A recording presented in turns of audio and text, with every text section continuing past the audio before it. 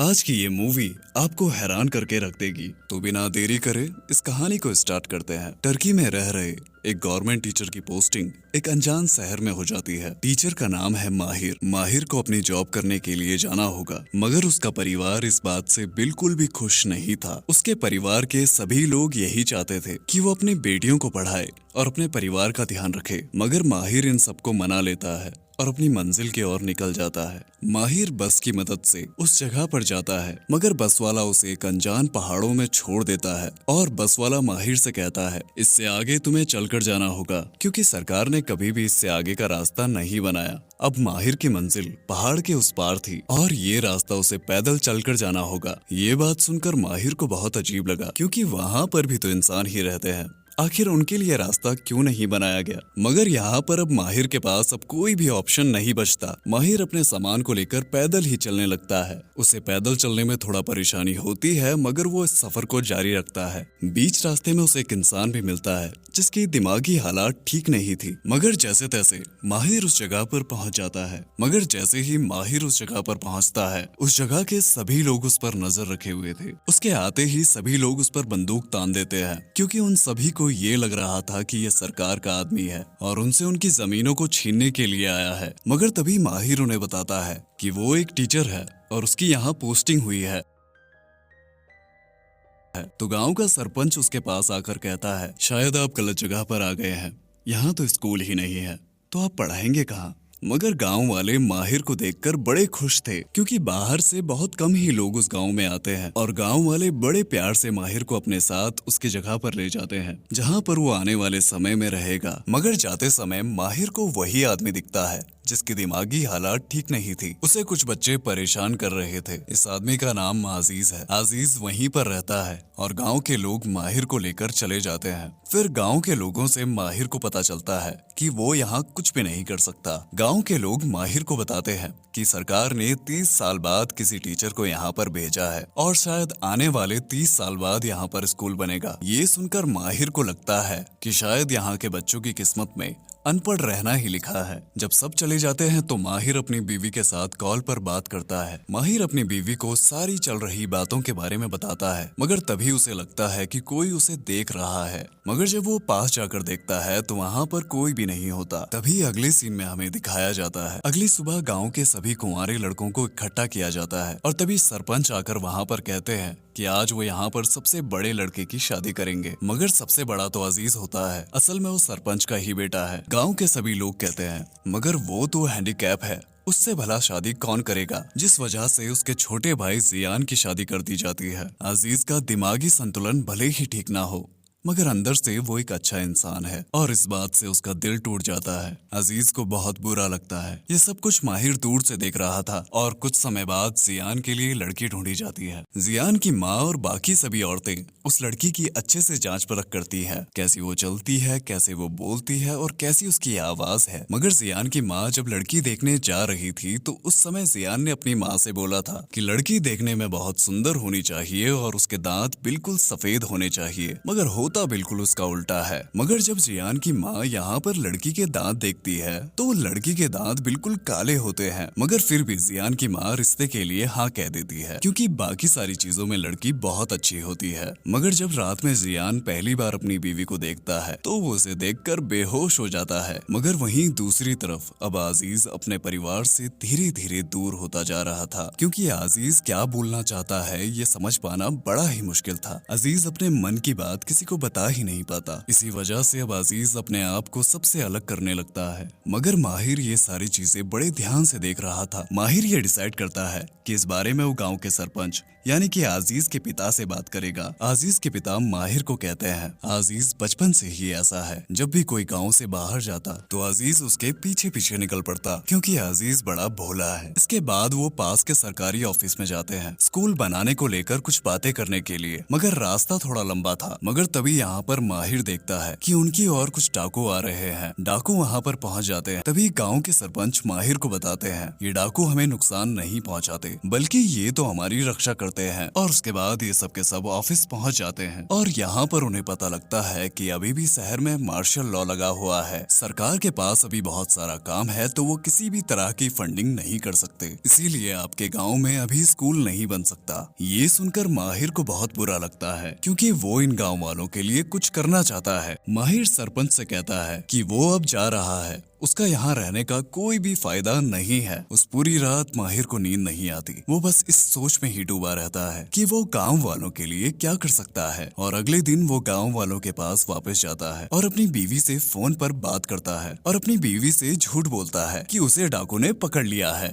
और वो लोग उससे पैसे मांग रहे हैं। उसके पास ज्यादा पैसे नहीं है। ये बात सुनकर माहिर की बीवी डर जाती है और वो जल्दीबाजी में कहती है तुम रुको, मैं पैसे भेजती हूँ, जिससे माहिर का प्लान कामयाब हो जाता है और वो ये सारे पैसे गांव के सरपंच को दे देता है। माहिर कहता है अब इन्हीं पैसों से गांव में स्कूल बनेगा, मगर मेरी एक शर्त है, गांव में स्कूल तभी बनेगा जब आप अपनी बेटियों को भी स्कूल भेजेंगे। सरपंच इस बात को मान जाता है और गांव के सभी लोग स्कूल को बनाने के लिए जुट जाते हैं। सभी लोग बड़े खुश होते हैं, मगर तभी वहाँ पर डाकू आ जाते हैं। मगर वो उन्हें मारने नहीं बल्कि बधाई देने आए थे। उनका मानना था कि वो भी इस काम में उनकी मदद करना चाहते हैं। इसके बाद वो डाकू बच्चों को खाना और कपड़ा भी बांटते हैं, क्योंकि वो डाकू इस जगह की सच में सुरक्षा करना चाहते थे। सीन चेंज होता है और हम अजीज को देखते हैं, जिसे उसकी माँ नहला रही होती है। अजीज अपनी माँ के अलावा किसी भी और इंसान के पास नहीं जाता और कुछ समय बाद स्कूल बनकर तैयार हो जाता है। माहिर स्कूल का उद्घाटन करने के लिए गांव के सरपंच को बुलाता है और उसके बाद सभी बच्चों का एडमिशन होता है। माहिर देखता है कि बाहर अजीज खड़ा है। अजीज बच्चों को पढ़ते हुए देख रहा होता है और जैसे ही माहिर अजीज के पास बात करने को पहुँचता है, अजीज वहाँ से चला जाता है। ऐसा कई दिनों तक चलता रहता है, बल्कि अजीज तो माहिर के घर के बाहर रात भर खड़ा रहता है, मगर अजीज कभी माहिर से बात नहीं करता। मगर एक दिन जब जैन और जैन का दोस्त माहिर के घर के बाहर से निकल रहे होते हैं, तब माहिर अजीज को देखता है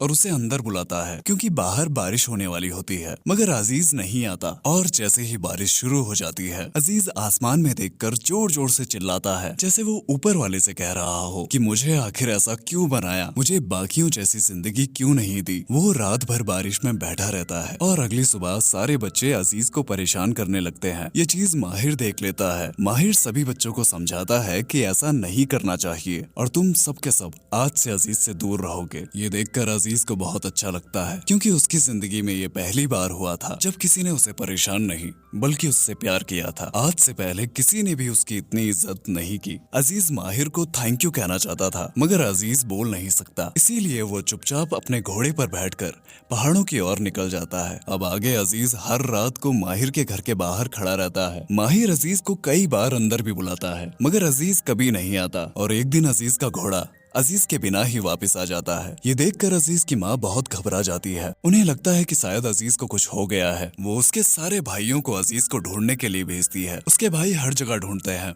मगर वो कहीं भी नहीं मिलता। अजीज को ढूंढते ढूंढते वो थक हार कर स्कूल के बाहर बैठ जाते हैं, मगर तभी स्कूल के अंदर से अजीज की आवाज आ रही थी। आज माहिर ने वो कर दिखाया जो उसका अपना भी कोई नहीं कर पाया। माहिर ने अजीज का एडमिशन स्कूल में कराया और जब सारे बच्चों की छुट्टी हो गई तो माहिर ने पहली बार अजीज को पेंसिल पकड़ना सिखाया। अजीज ने पहली बार एक प्यारी सी ड्राइंग बनाई, जो देखकर माहिर उसकी बड़ी तारीफ करता है। और आज बरसों बाद अजीज के चेहरे पर एक प्यारी सी मुस्कान थी। अजीज बहुत खुश था। ये देखकर उन सभी के आंखों में आंसू आ जाते हैं। आज का ये दिन इन सभी लोगों के लिए एक यादगार दिन बन चुका था। गांव के सरपंच माहिर को धन्यवाद कहते हैं और गांव के सभी लोग अजीज को खुश देखकर बहुत खुश हो जाते हैं। इसके बाद से अजीज हमेशा माहिर के घर पर ही रहता है और ऐसे ही समय बीत जाता है और कुछ समय बाद यहाँ सर्दियों का मौसम आ जाता है। चारों ओर बर्फ ही बर्फ होती है। अजीज बर्फ को देखकर बहुत खुश हो जाता है और जाकर उसमें खेलने लग जाता है। मगर गांव में एक लड़की पहाड़ की ओर देख रही थी। शायद वो किसी के आने का इंतजार कर रही है, मगर वो कौन है हम जानेंगे आगे। और अगले दिन स्कूल में माहिर सभी बच्चों से उनके पिता का नाम बोलने को कहता है। सभी बच्चे बड़ी आसानी से इसका जवाब दे देते हैं, मगर अजीज के लिए ये चीज बड़ी मुश्किल थी, क्योंकि अजीज तो ठीक से बोल ही नहीं पाता। वो कहावत तो आप सभी ने सुनी होगी, कोशिश करने वालों की कभी हार नहीं होती। अजीज अपने टूटे फूटे लफ्जों में जिंदगी में पहली बार अपने पिता का नाम बोलता है।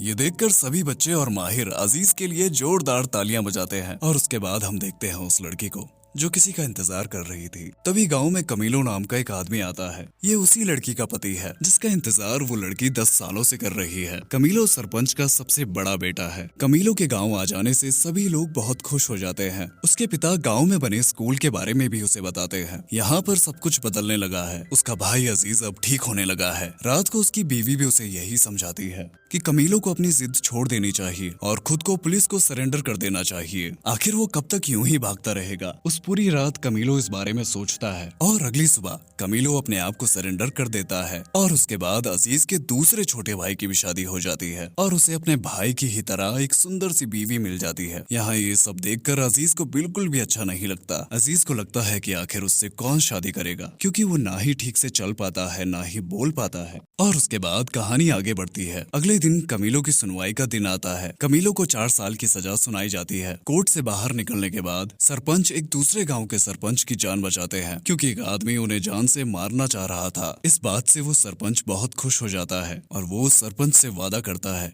कि वो अपनी बेटी की शादी अजीज से करवाएगा। वो सरपंच जब जा रहा होता है तो वो कहता है अपने परिवार वालों को रिश्ते के लिए भेजे। अब अजीज की माँ जब उस लड़की को पहली बार देखती है तो उनकी आंखों में आंसू आ जाते हैं। उस लड़की का नाम जोया है और वो दिखने में बहुत सुंदर होती है। वो बहुत काबिल थी, उसे सब कुछ आता था। जितनी भी औरतें अजीज के घर से आई थी उन सभी की आंखों में आंसू होते हैं, क्योंकि उन्हें लगता था कि जोया उसके काबिल नहीं। और उसके बाद जोया की माँ अजीज की माँ से पूछती है कि लड़का कैसा है, वो कैसा दिखता है। तो अजीज की माँ उन्हें बता देती है कि लड़का हैंडीकैप है, मगर उनका रिश्ता फिर भी तय हो जाता है। अजीज से शादी हो जाने के बाद जब वो पहली बार अजीज के घर आती है, जैसे ही वो अजीज को देखती है तो वो रोने लगती है। सारी लड़कियां उसे समझाती हैं कि यही उसकी किस्मत है, उसे हमेशा अजीज का साथ देना होगा। और यहाँ से शुरुआत होती है एक सच्चे प्रेम कहानी की, जोया और अजीज की। और जब पहली बार अजीज जोया को देखता है तो जोया इतनी सुंदर होती है कि अजीज उसे देखकर बेहोश हो जाता है, क्योंकि ऐसा तो उसने कभी अपने सपने में भी नहीं सोचा था। धीरे धीरे जोया अजीज को जानने लगती है। जोया को अब पूरी जिंदगी भर अजीज के साथ रहना है, इसीलिए वो उसका अच्छे से ख्याल रखने लगती है। उसे नहलाती है, उसकी शेविंग करती है और उसे स्कूल के लिए तैयार भी करती है।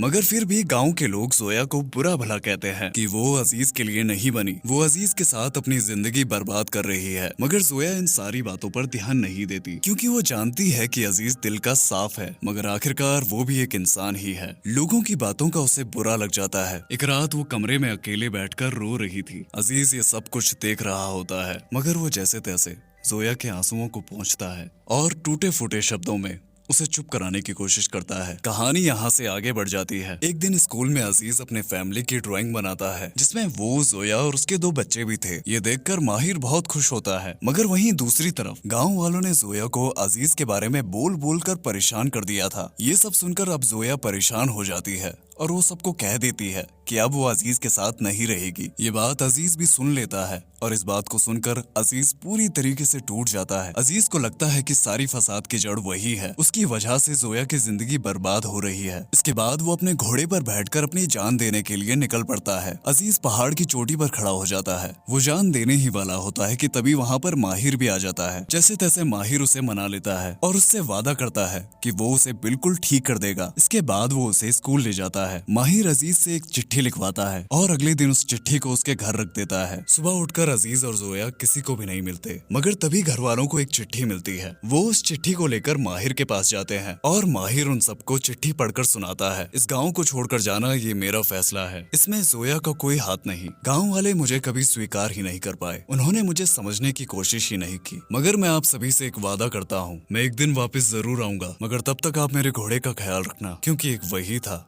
जिसने मेरे बुरे वक्त में मेरा साथ दिया। कहानी यहाँ से कुछ साल आगे बढ़ती है। देखते देखते 4 साल कब बीत जाते हैं पता ही नहीं लगता। माहिर की पोस्टिंग अब खत्म हो चुकी है। अब माहिर को यहाँ से जाना होगा, मगर माहिर को छोड़ने उसका पूरा गांव आया था। सभी की आंखों में आंसू थे। माहिर कहता है कि जब मैं यहाँ आया था तो मैंने कभी भी नहीं सोचा था कि मेरा एक परिवार बन जाएगा। तभी सरपंच माहिर से कहता है, मेरे पहले 6 बेटे थे, जब से तुम यहाँ आए हो तब से मेरे 7 बेटे हैं और मुझे पता है कि तुमने ही अजीज को यहाँ से बाहर भेजा है।